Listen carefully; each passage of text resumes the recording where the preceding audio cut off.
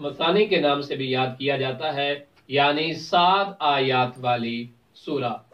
بعض لوگ بسم اللہ الرحمن الرحیم کو سورہ فاتحہ کا یا باقی صورتوں کا حصہ نہیں جانتے، لیکن مذہب اہل بیت علیہ الصلوۃ والسلام کے پیروکار سورہ توبہ کے علاوہ باقی تمام قرآنی سوروں کے آغاز میں بسم اللہ کو اسی سورہ کا حصہ سمجھتے ہیں، اور شاید یہی وجہ ہے کہ الحمدللہ ہم جب قرآن کی تلاوت کرتے ہیں، نماز کے اندر بھی جب ہم تلاوت کرتے ہیں تو کسی نئے سورے کا آغاز کرتے ہیں تو ہم بسم اللہ الرحمن الرحیم سے ہی آغاز کرتے ہیں۔